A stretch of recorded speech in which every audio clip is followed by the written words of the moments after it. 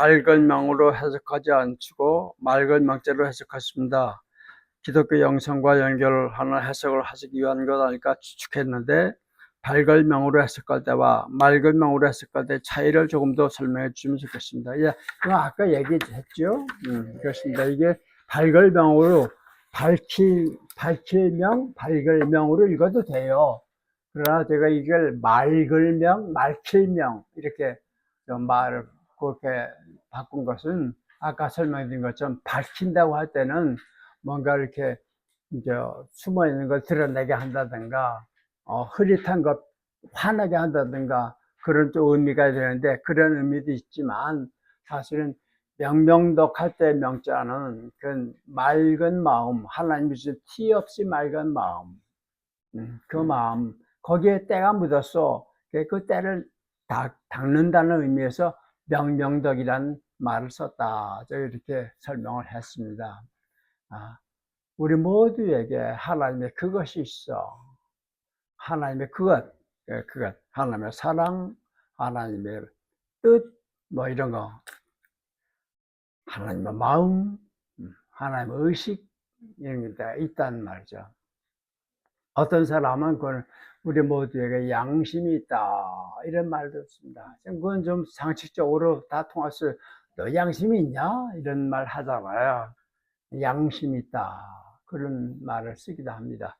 어떤 분인지는 기억이 안 나는데 미국 사람인데 그 양심이란 말을 재미있게 설명을 했더라고요. 그 영어로 양심하면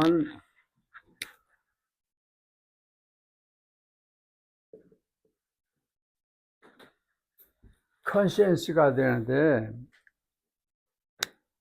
스페링이 많은지 모르겠습니다. 하여튼 이렇게 써야지.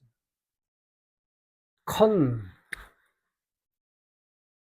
하면 C-O-N 여기다가 S-C-I-E-N-C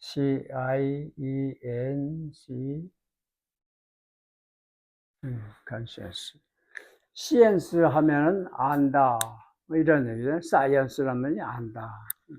컨이라고 하는 거는 혼자가 아니라 둘이 합해서 이런 뜻이에요. 그래서 컨센스라는 말은 양심이란 말을 보통 한문을 쓸 때는 이렇게 쓰죠. 좋은 마음. 그런데 이분은 이렇게 읽거든요. 좋은 마음. 예수님도 이런 말씀하셨어. 내가 하는 판단은 옳다. 왜냐하면 내가 혼자 하는 게 아니라 하나님의 영과 내가 함께 판단하기 때문에 옳다. 이런 말씀을 어떻습니까 하셔요. 내 혼자 보는 게 아니라 누구와 함께 본다는 거예요. 여기서는 하나님과 함께 본다. 예수님 그래요. 그래서 내 생각은, 내 판단은 틀림이 없다. 이런 말씀하십니다. 우리 모두 안에는 이 양심이 있다는 거예요. 그런데 어떤 사람은 양심이 건강하고 어떤 사람은 양심이 자체가 병들어. 그런 차이가 있죠. 그래서 아주 병든 양심, 사실 병들었다는 얘기는 그 양심이 힘을 내지 못한다는 거예요. 있어도. 그죠? 양심이 아주 강하고 건강한 사람이 있는가 하면 있긴 있는데 별로 맥을 못 추는 그런 사람이, 그건 가능한 일이에요. 왜 그럴까요? 아까 얘기했죠. 뭐든 일 자주 쓰면 힘이 나게 돼 있어요. 무시하면 약해지는 거예요. 우리 몸 안에. 그 원리예요. 테니스 선수들은 이게 좀 크대요. 이쪽 팔이. 자기가 쓰는 쪽 팔이. 그러니까 맨날 그거만 자꾸 쓰니까 이 팔이 커진다는 얘기죠. 그런 것처럼 우리 마음도, 양심도 어려서부터 양심을 자꾸만 써서 양심이 시킨 대로 하고 양심의 말에 귀를 기울이고 양심을 살피고 그러면 양심이 건강해지는 거예요. 근데 어떤 이유로 양심이 뭐라고 그래도 무시하고 누르고 지금 다른 마음으로 자기가 하고 싶은 마음으로 하다 보면 양심이 자꾸 약해지는 거예요. 없진 않아. 다 있어. 근데 그렇게 해서 양심이 건강한 사람과 양심이 병든 사람은 있지요. 그런 것처럼. 그러나 다 있어. 간디는 바로 그걸 봐요. 그래서 나는 사람의 단점, 장점 다 있잖아요. 근데 나는 사람의 단점을 보지 않는다. 그 사람에게 9개의 단점이 있고 1개의 장점이 있다면 나는 9을 무시하고 하나를 본다. 그런 얘기를 해요. 자기를 위해서예요. 우선 나 자신에게. 그래서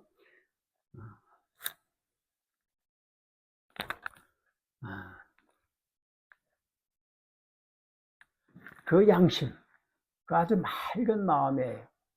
계산이 들어가지 않은 마음. 계산이 들어가면 벌써 일그러지는 거예요. 이렇게 하면 어떻게 되었지? 이런 계산. 그러면 그만 흐려지는 거예요. 옳으면 옳다. 그러면 그런 거다. 예수는 예수, 너 너지. 내가 예수 하면 어떻게 될까? 너 하면 이렇게 될까? 이렇게 계산이 벌써 들어가면 흐려지는 거예요. 언젠가 제가 말씀드렸나요? 국회의장 하던 이만섭 씨 얘기했죠. 그 정치 원로, 정치 구단, 국회의장까지 했던 그런 사람인데 은퇴하면서 새로 태어난 갓 들어온 정치 후배들에게 선배로서 하고 싶은 얘기 좀 해주시오. 그러니까 그러더라고요. 정치 계산하지 마시오. 계산하지 마라. 그래. 내 양심에 비추어서 이게 옳으면 그렇게 하는 거예요. 내가 이렇게 하면 몇 년 후에 이렇게 되지 않을까? 이렇게 해서. 정치와 사랑은 계산하면 망해요. 그게 그 이만섭 씨 얘기였어요. 맞아요. 사랑에 우리가 하게 되면 계산 안 하잖아요. 안 해요. 그래요. 그래서 우리 안에 다 그 마음을 하나님 전부터 주셨으니, 이제라도 그 마음을 되찾고 그 마음에 따라서 살아가는 걸 열심히 하면 좋을 것 같아요. 우리 모든 두려움들이 어디서 오느냐? 미래에 대한, 거기서 오는 거예요. 이렇게 하면 어떻게 되지 않을까? 저렇게 되지 않을까? 이런 것 때문에 내가 두려워하는 거예요.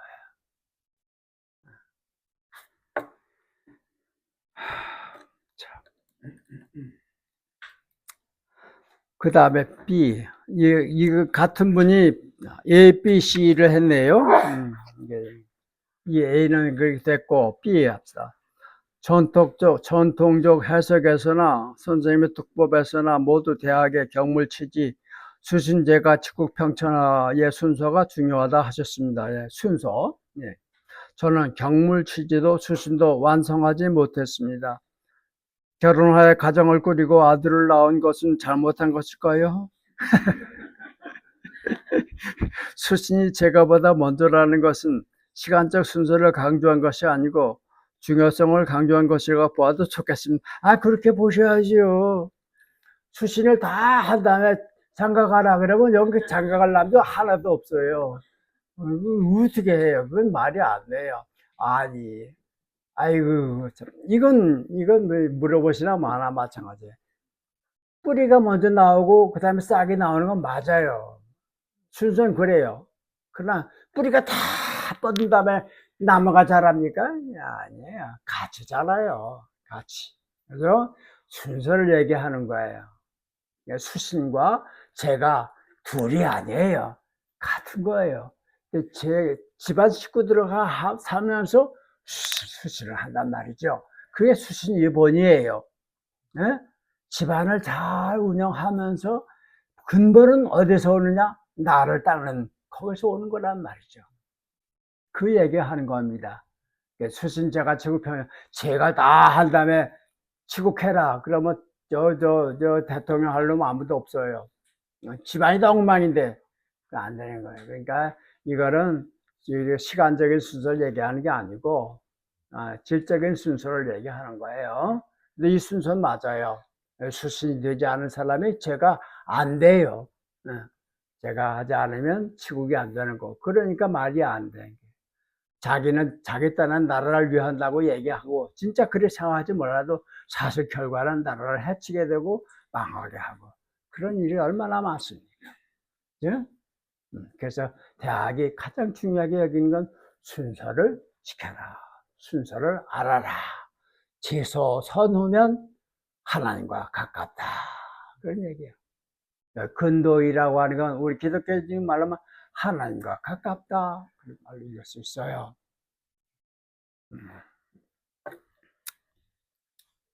그러니까 결혼해서 가정을 꾸리고 아들을 낳은 것은 잘못이 아니죠. 그러나 가정을 낳고 아들을 낳고 기르고 하면서 수신을 본으로 삼아야 한다. 그런 얘기입니다. 난 다 됐고 그리고 아이들 막 내가 가르쳐야 된다. 그러니까 참 복잡해지는 거예요. 어른은 아이를 기르면서 자기도 자라야 되는 거예요. 그죠? 뿌리와 가지가 함께 자라요. 같이 자라는 거예요. 엄마가 아이를 낳으면 그날 엄마도 태어나는 거 아닙니까? 그날 갓난아기, 갓난 엄마 똑같아 신생아야. 엄마는 엄마대로 살아야 되고 아기는 아기대로 살아야 되고 그런 거예요.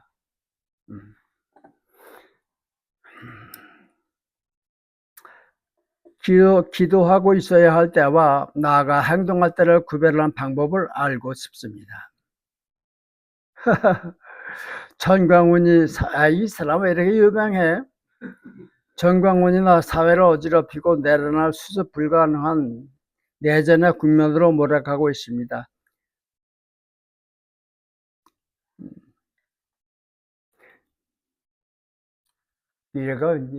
이분 생각이죠. 수습돼요. 수습돼요. 걱정 마세요. 네. 이 나라가 어떤 나라입니까? 6.25도 겪은 나라예요. 네. 6.25가 별까 내란이지. 그렇잖아요? 같은 나라에서. 네. 그 엄청난 것을 수만 명이 수천 명이 죽고 그래도 그거 다 버티고 나와서 또 애들 데리고 잘 자라요. 됩니다. 수습 안 될 거다. 이런 생각을 이거 미리 지지막할 생각이에요. 나는 그런 의미에서 저는 어떤 일이 벌어져도 거기서 어떤 실망이나 낙심 같은 걸 내 안 보여요. 미안하지만. 절망 같은 건 내 눈에 안 보여요. 진짜예요. 큰일 났다. 이거 큰일 났다. 내가 그러는 거 봤습니까? 왜? 내가 노력해서 그런 거 아니에요. 나는 그저 한 가지. 지난번에 얘기했지만 다 잊어버려도 요거 하나 기억하고 싶다. 그 내가 예수의 제자였다는 사실. 그분의 제자로서 이 세상을 살았다는 요 사실만큼은 내가 잃어버리고 싶지 않다. 그런 마음으로 살았을 뿐이에요. 그러니까 이 세상을 보면서 어떤 일이 벌어진다 하더라도 거기서 절망과 낙심 볼 수가 없어요. 안 보여요. 그게 많이 보인다면 내가 예수님한테 잘못 배운 거예요. 그리고 나 하나님을 믿지 않는 거예요. 그러니까 그럴 리 없어요. 정광훈 씨가 아무리 뭐 신나게 일을 해도 그 사람 때문에 나라 망하지는 않습니다. 오히려 한 걸음 더 성숙해 갈 거라고 봐요. 성숙해 가. 거기에 그 사람도 공이 많아요.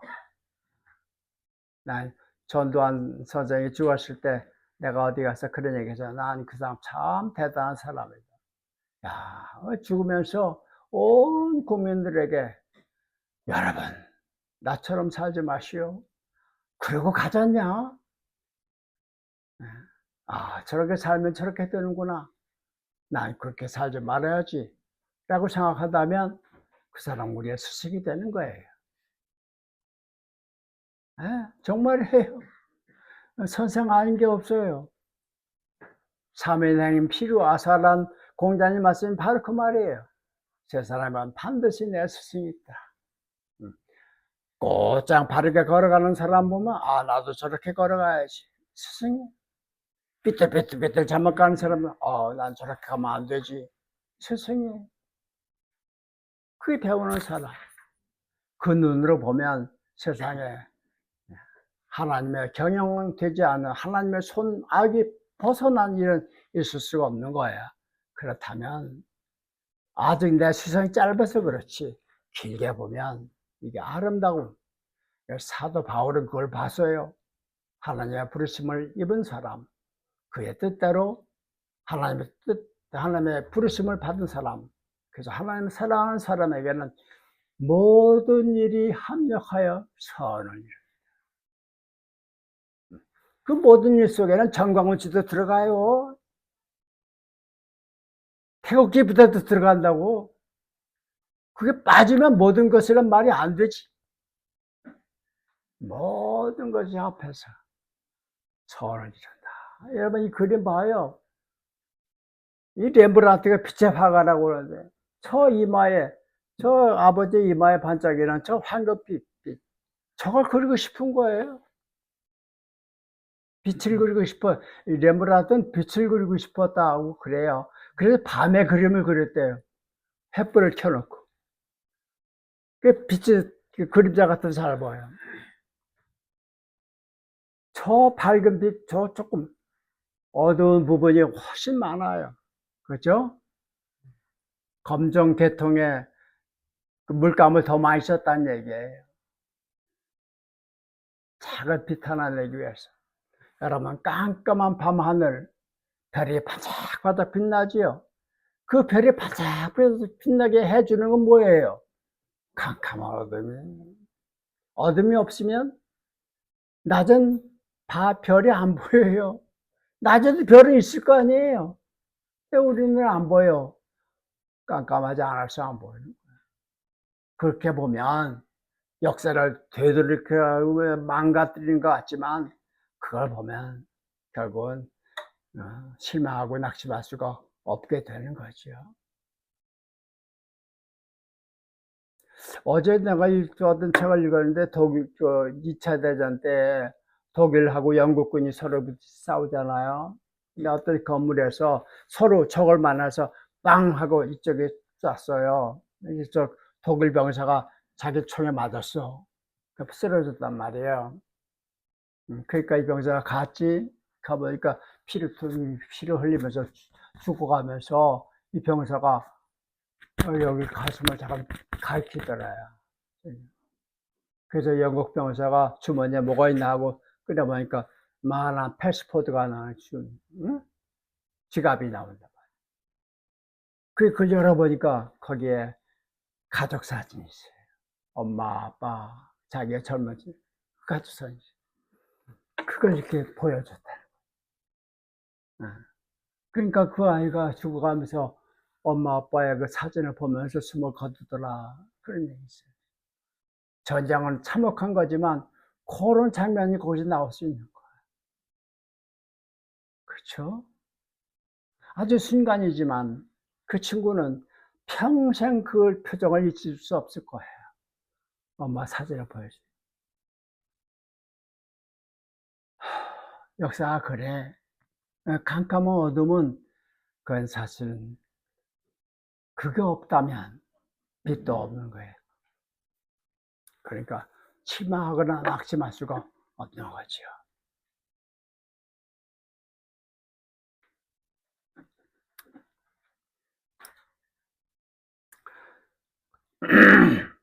다윗은 골리앗을 맞아 싸움에 나섰는데 기도의 응답을 듣고 나선 것이지요. 하나님의 응답을 들을 줄 모르는 저는 기도하고 있어야 하는지 지금처럼 공부하며 수신하고 있어야 하는지 광화문에 나가 머릿수라도 더 세워야 하는지 답을 찾지 못하고 있습니다. 답을 아는 방법을 좀 알려주십시오. 예, 오늘도 서울로 갈까 교회로 올까 고민하다가 교회로 오긴 했지만 마음의 일부는 광화문에 가 있습니다. 어찌하는 것이 좋습니까? 아이고, 광화문에 안 가셨고 여기 있으면 그 마음 빨리 이리 데려오세요. 내 몸은 지금 광화문 갈 수 없잖아요. 그래서 광화문에 가 있는 마음은 일 불러올 수 있잖아요. 그래서 몸이 있는 곳에 마음을 두세요. 그게 공부예요. 마음 공부의 결과 아니에요. 내 몸이 있는 곳에 마음을 부르는 거예요. 내 몸은 항상 지금 여기에 있어요. 지금 여기를 떠나지 못해. 거기가 하나님 계신 곳이야. 하나님 만나러 저리 간다?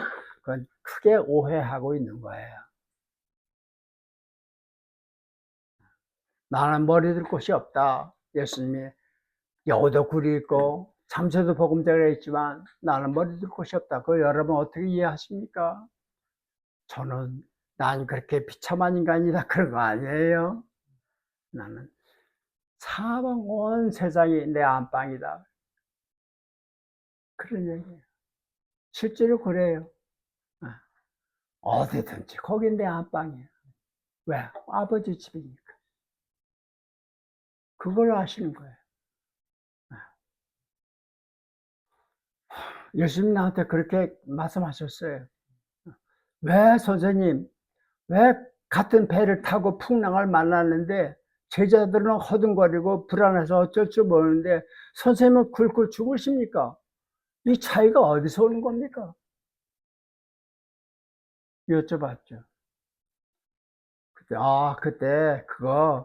그때 그 배에서 나 혼자 깨어 있었어. 나머지는 다 잠자고 있었어. 그러시더라고요.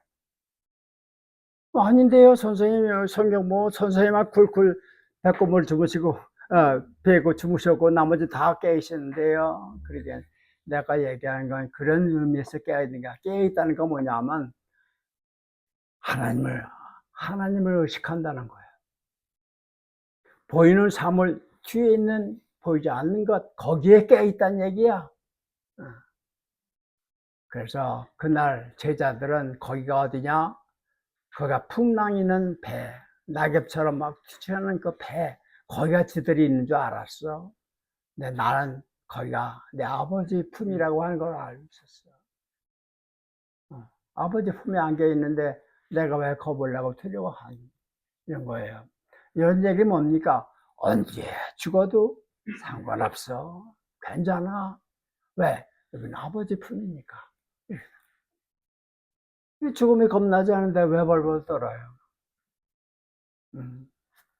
그런 겁니다. 그래서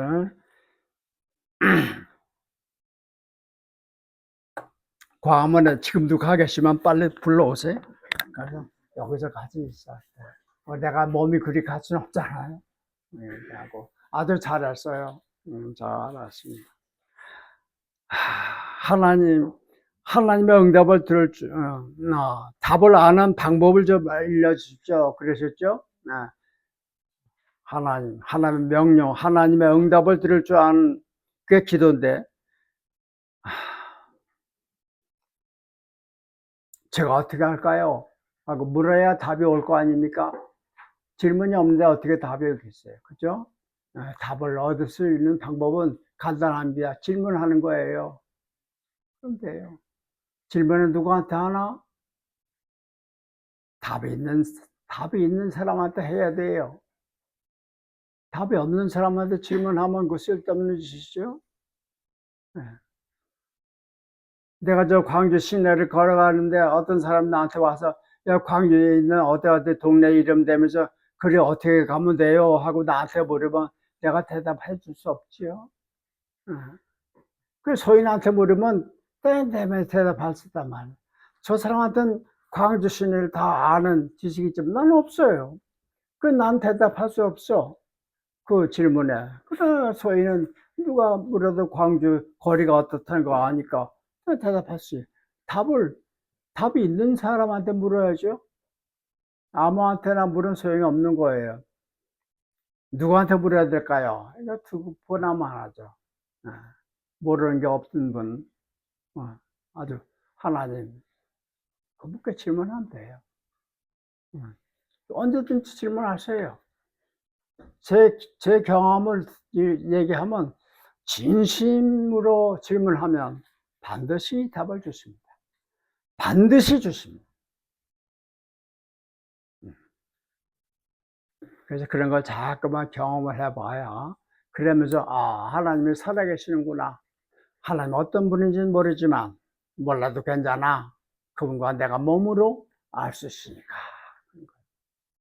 아까 얘기했죠. 안다는 거. 머리로 이해하고 복잡하고 생각해서 아는 거. 그걸 지식이라고 그래.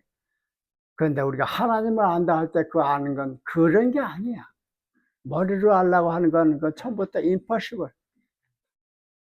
몸으로 아는 거예요. 남녀가 잠자리를 같이 한다. 그게 서로 상대방을 아는 거라 그런 얘기예요. 그게 안다는 말이야. 나 어렸을 때 우리 엄마한테 그런 얘기 들어서 그때는 그 말이 뭔 말인지 몰랐어요. 우리나라 말인데도 안다고 할 때는 그 섹스를 얘기하더라.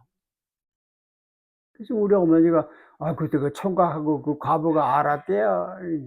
그 뭔 얘긴가. 나중에 알고 보니까 서로 이렇게 만났다 그런 얘기를 안다고 하는 단어를 쓰더란 말이죠. 우리 지금은 이제 그 말이 다 없어졌는가 봐.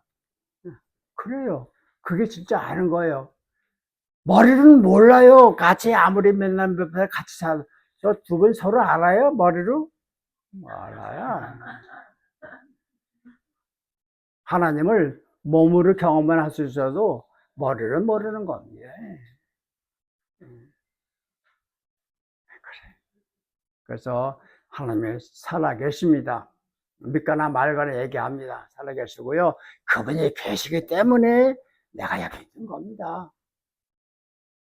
그분이 계시기 때문에 내가 물을 마실 수 있는 거예요. 그러니까 뭘 해도 그거는 그분 때문에 하는 거예요.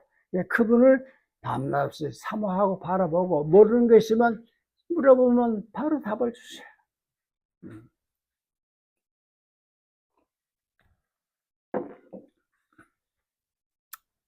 제가 제 얘기 또 해서 미안합니다만 하여튼 잘 들릴 줄 알고 얘기해요. 내게 안 들려.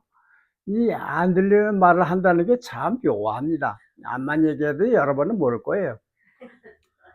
아니, 그러니까 내 귀에 안 들리니까 자꾸 이제 확인을 하고 그래. 요즘은 이제 안 할래 그래. 잘 들리니까. 잘 들리지. 그러니까 아주 난 요새 정말 강산을 살아. 아까 밥 먹는데도 여러분들이 보면 다 들릴만도 한데 나는 고요한 상태에서 밥 먹는 고요해. 그러니까 이 적막하다 이게 이런 거구나. 진짜 귀 먹은 사람들은 처음부터 이런 세상 살았구나. 그렇게 짐작을 하게 되는데. 그런데 그렇게 돼서 알게 된 게 뭐냐 하니까 내가 꼭 들어야 할 말이 있구나. 그거는 다 듣는구나. 하나도 빼놓지 않고 다 듣는구나. 내가 들어야 할 말. 이 세상에는 말이 참 많은데 내가 꼭 들어야 할 말이 있어. 그것은 하나도 안 빠뜨리고 다 듣더라. 100% 라고 하는 거 알게 됐어요. 왜 그러냐? 요 말은 이 아무개가 꼭 들어야 한다. 이거 결정하는 거 이 아무개가 아니야. 그렇죠? 내가 그걸 어떻게 결정해?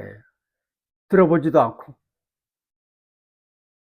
어떤 말이 내가 꼭 들어야 한다, 아닌가 하는 건 이게 내가 결정하는 게 아니야. 말하는 사람 쪽에서 결정하는 거야. 그러니까 그 사람이 자기 방법을 다 동원해서 내가 알아듣게끔 얘기하는 말. 뭐 와서 귀에 대고 얘기하든지, 아니면 크게 소리를 내서 얘기하든지, 답답하면 뭐 글씨 쓰든지 말이야. 뭐 자기 방법을 동원해서 나한테 듣게 해줘요. 그러니까 난 가만히 있어도 내가 들어야 할 말을 다 듣는 거예요. 그럼 됐지 뭐. 나머지는 안 들리는 말은 안 들어도 되니까. 안 들어도 돼요. 그걸 내가 알았어요. 나한테 필요한 말은 내가 다 듣는구나. 사람 말만 그렇겠어요? 하늘의 말씀도 그렇죠. 하늘의 말씀을 듣는 것도 내가 정하는 거 아니에요. 저분이 요건 저 녀석 들어야 한다 생각할 땐 내게 해주시는 거죠. 단 아무리 귀에 대고 얘기해도 내가 들을 마음이 없어. 마음의 문을 닫아버려. 그럼 안 들려요. 하나님의 병력같이 묘상 병력같이 살해해도 내게 안 들릴 수 있어요. 그래서 내 마음이 고요하지 않으면 하늘의 음성을 못 듣는다. 안 들려요. 시끄러워서. 내가 시끄러우니까 안 들려. 그래서 고요한 가운데 하나님 음성을 듣는다.